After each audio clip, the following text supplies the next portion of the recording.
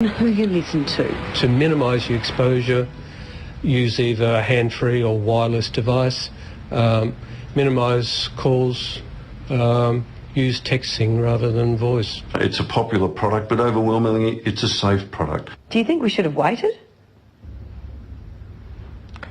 I think the horse was well and truly out of the gate and off into the forest before people even started to think. The Australian Communications and Media Authority says it's an offence to sell a phone which doesn't comply with safety standards for electromagnetic radiation, and suppliers can be prosecuted. Laura Sparks reporting.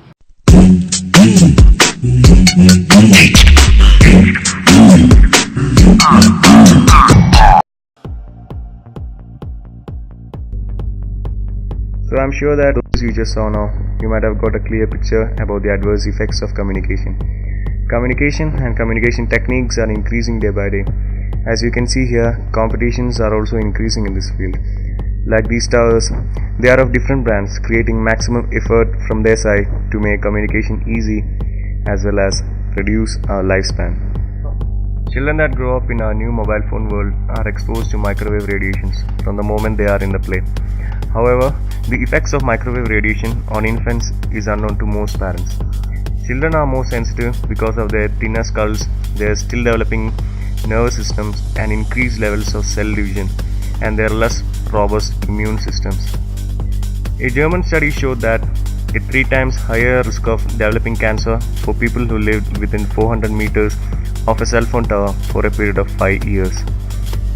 The radiations that are created because of these also play a major role in adversely affecting our human body, and this can be more clear when you see this next clip.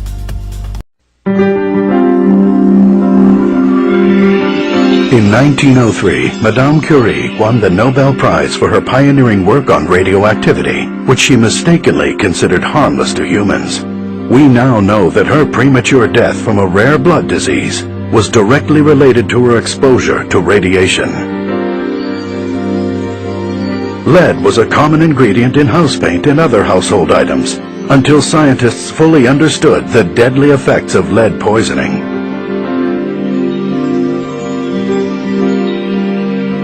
Until the 1980s, the federal government was reluctant to stand up to the powerful tobacco industry, even though millions had died of smoking-related diseases.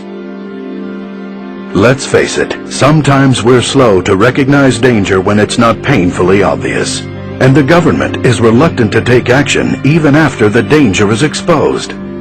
Unfortunately, many people suffer and die before we eventually get around to dealing with many potential risks. And in spite of the fact that we have curtailed smoking, regulated harmful pesticides in agriculture, reduced the kind of chemicals we use in food and household products, decreased dangerous toxins that pollute our air, many diseases are on the rise, including Parkinson's, Alzheimer's, and some forms of cancer. Why? Well, many scientists believe we're under assault by another form of common pollution we may have underestimated. Invisible, odorless, silent, and potentially deadly. This form of pollution is everywhere. You can't escape it. Electromagnetic frequencies, EMFs, produced by most electrical devices, appliances, and the high-voltage power lines that surround us. Electromagnetic radiation, emitted by most wireless devices, and microwaves, the same energy frequencies we use to cook food in microwave ovens. But your microwave oven isn't the only source of pulsing microwave radiation that assaults you every second of every day. Television, telephone, and computer signals are transmitted by microwaves. Even some automatic garage door openers use microwaves to operate. Some environmentalists call this proliferation of EMFs electropollution, and one United States government agency warns that the levels Americans are exposed to every day without even being aware of it may be dangerous. The fact is, you, your loved ones, your children, are exposed to 100 million times more EMFs, electromagnetic radiation, and microwaves than your grandparents. And now, one source of electropollution has become an increasingly integral part of our lives. Up close and personal, the cell phone. In 1993, the first lawsuit was filed against the cell phone industry by a man who claimed his wife's brain tumor was caused by cell phone use. A brain tumor shaped exactly like her cell phone antenna. The resulting publicity prompted the cell phone industry to fund a $25 million study to prove that cell phones were safe. They hired Dr. George Carlo, a highly respected public health scientist, to conduct the research. Dr. Carlo's study was thorough and conclusive, proving just the opposite of what the cell phone companies wanted. In fact, Carlo found a strong connection between cell phone use and brain tumors, neurological disease, and genetic damage. The scientific evidence is mounting daily. Brain cancer is up 25% since cell phones became popular. Every year, there are 183,000 more cases in the U.S. alone. And this may just be the beginning. Like smoking and lead poisoning, the damage from electropollution is cumulative and may take years, even decades, to reveal itself. But every exposure may adversely affect your health. Several renowned neurosurgeons believe radiation from cell phones and other mobile devices are directly related to the 21% increase in brain tumors in children. Children and teenagers are at greatest risk from electropollution damage because their skulls are thinner, they have more brain fluid, and their bodies are not fully developed.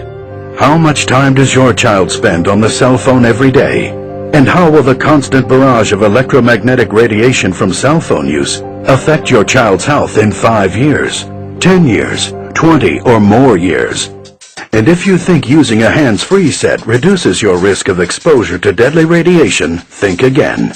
According to research commissioned by Britain's Consumer Association, conventional hands-free sets may actually increase electric field strengths inside a user's head by 3.5 times. It appears that the headset wire acts as a concentrating aerial that attracts and channels radiation toward the head, not just from your cell phone, but from all sources of EMFs, electromagnetic radiation, and microwaves in the vicinity. In a recent study, neurosurgeons at Lund University in Sweden proved conclusively a link between radiation emitted from cell phones and brain damage. The researchers attached cell phones to the cages of rats and exposed them to intermittent electromagnetic radiation for only 2 hours, emulating typical cell phone use.